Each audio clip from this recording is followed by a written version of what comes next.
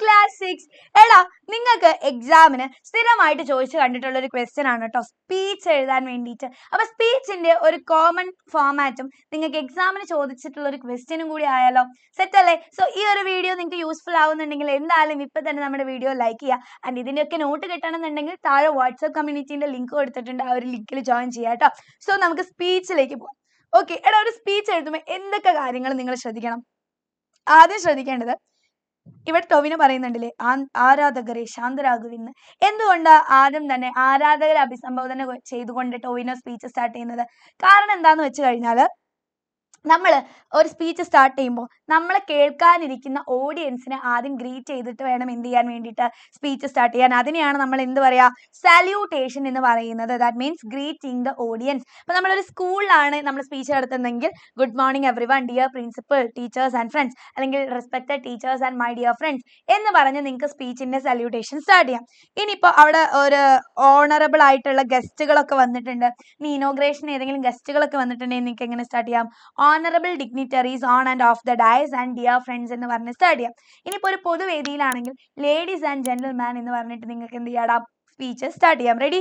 So അടുത്തത് നിങ്ങൾ ചെയ്യേണ്ടത് ആ ടോപ്പിക്കിനെ ഇൻട്രൊഡ്യൂസ് ചെയ്യണം. The importance of the day. ഇപ്പോൾ ഏതെങ്കിലും ഒരു ഡേനെ പറ്റിയിട്ടാണെങ്കിൽ ആ ഒരു ഡേന്റെ ഇമ്പോർട്ടൻസ്, അല്ലെങ്കിൽ ഏതെങ്കിലും ഒരു ടോപ്പിക് ആണെങ്കിൽ ആ ഒരു ടോപ്പിക്കിന്റെ ഇമ്പോർട്ടൻസ്, ഇവിടെ പറയാനുള്ള റെലവൻസ്, ആ കാര്യങ്ങളൊക്കെ പറഞ്ഞിട്ട് വേണം നമ്മുടെ സ്പീച്ച് നിങ്ങൾ ഇൻട്രൊഡ്യൂസ് ചെയ്യാൻ വേണ്ടിയിട്ട്. ഇനി ബോഡി ഓഫ് ദ സ്പീച്ചിൽ നിങ്ങൾക്ക് ഡീറ്റെയിൽഡ് ആയിട്ട് ടോപ്പിക്കും സബ് ടോപ്പിക്സും ഒക്കെ ആയിട്ട് 2-3 പാരഗ്രാഫ് ഒക്കെ എഴുതാം. And establish your point using examples, reference or relevant coats. അപ്പോൾ നിങ്ങൾക്ക് എക്സാമ്പിൾസ് യൂസ് ചെയ്യാം, എന്തെങ്കിലും റെഫറൻസോ അല്ലെങ്കിൽ ഇനിയിപ്പോൾ വലിയ ആൾക്കാരൊക്കെ പറഞ്ഞിട്ടുള്ള വലിയ കോഡ്സ് ഒക്കെ നിങ്ങൾക്ക് അറിയെങ്കിൽ അത് നിങ്ങൾക്ക് യൂസ് ചെയ്യാം. And pause some question to set the audience thinking and to retain their attention.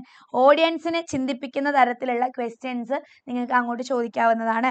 ഇനി കൺക്ലൂഡ് ചെയ്യുന്ന സമയത്തോ സമ്മിങ് അപ്പ് ദ ഐഡിയസ്, ഇപ്പോൾ ഓൾറെഡി പറഞ്ഞ കാര്യങ്ങളൊക്കെ സമ്മപ്പ് ചെയ്തുകൊണ്ട് and I'm going to conclude my words, thank you for listening എന്നൊക്കെ പറഞ്ഞ് നിങ്ങൾക്ക് എന്ത് ചെയ്യാം, ലാസ്റ്റ് കൺക്ലൂഡ് ചെയ്യാം കേട്ടോ. അപ്പോൾ in conclusion, to sum up, in closing, as we come to the end, to conclude എന്ന് പറഞ്ഞിട്ട് ഓൾറെഡി പറഞ്ഞ കാര്യം കൺക്ലൂഡ് ചെയ്യാം. എന്നിട്ട് അവസാനം വരുമ്പോൾ എന്ത് ചെയ്യാം, thank you for listening, thank you അല്ലെങ്കിൽ ജയ് ഹിന്ദ് എന്നൊക്കെ പറഞ്ഞിട്ട് നിങ്ങളുടെ സ്പീച്ച് നിങ്ങൾക്ക് എൻഡ് ചെയ്യാം. സോ ഇത്രയും കാര്യങ്ങൾ നിങ്ങൾ ഫോർമാറ്റിൽ ഇൻക്ലൂഡ് ചെയ്യുക. ആൻഡ് ബാക്കി നിങ്ങളുടെ ക്വസ്റ്റ്യൻ എന്താണോ ചോദിക്കുന്നത് അതിന്റെ ആൻസർ ആണ് നിങ്ങൾ എഴുതേണ്ടത് കേട്ടോ.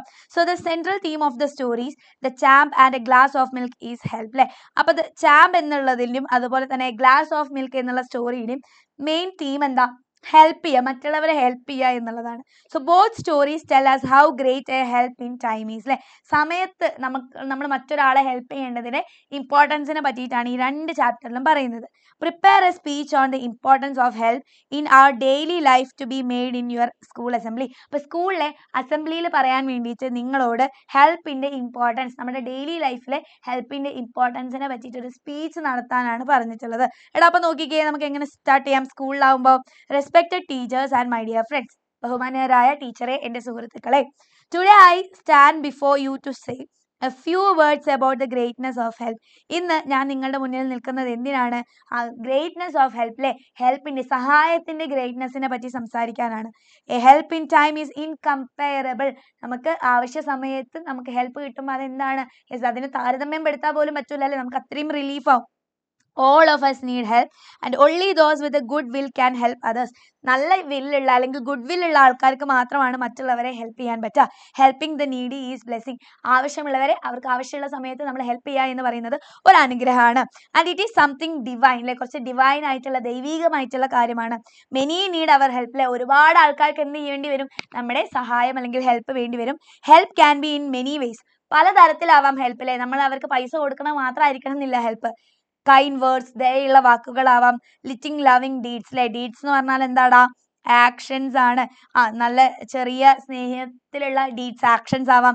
Even a smile can be helpful to many. ചിലപ്പോൾ നമ്മൾ ഒരാളോട് ചിരിക്കുന്നത് വരെ അവരുടെ ആ ഒരു ദിവസം നല്ലതാക്കാം, അവർക്ക് ഹെൽപ്ഫുൾ ആവാം. So let us try to be always helpful to others. അതുകൊണ്ട് തന്നെ നമുക്ക് മറ്റുള്ളവർക്ക് എല്ലാവർക്കും ഹെൽപ്ഫുൾ ആയിട്ട് എന്ത് ചെയ്യാം, ജീവിക്കാം എന്ന് പറഞ്ഞ് താങ്ക് യു, ജയ് ഹിന്ദ് അല്ലെങ്കിൽ താങ്ക് യു മാത്രമായാലും മതി കേട്ടോ. Thank you for listening my speech എന്നൊക്കെ പറഞ്ഞിട്ട് എന്ത് ചെയ്യണം, നിങ്ങൾക്ക് നിങ്ങളുടെ സ്പീച്ച് എൻഡ് ചെയ്യാം. സോ സ്പീച്ച് വളരെ ഇമ്പോർട്ടൻ്റ് ആണ്, എന്തായാലും പഠിച്ചു വയ്ക്കുക. സോ ഈ ഒരു വീഡിയോ ഇഷ്ടമായിട്ട് ഇഷ്ടമായിട്ടുണ്ടെങ്കിൽ നിങ്ങൾ ലൈക്ക് ചെയ്യുക. ആൻഡ് അതുപോലെ തന്നെ ഡെയിലി നമ്മുടെ യൂട്യൂബിൽ നിങ്ങൾക്ക് വേണ്ടിയിട്ടുള്ള ഷുവർ ക്വസ്റ്റ്യനും റിവിഷനും ഒക്കെ ക്ലാസ്സസ് മൊത്തം നടക്കുന്നുണ്ട്. അപ്പോൾ നമ്മുടെ പബ്ലിക് എക്സാമിനും എജുപോഡ് ഫാമിലിയുടെ കൂടെ പഠിച്ചിട്ട് നിങ്ങൾക്ക് എക്സാമിന് ഫുൾ മാർക്ക് വാങ്ങാവുന്നതാണ്. So all the best. Love you all. By.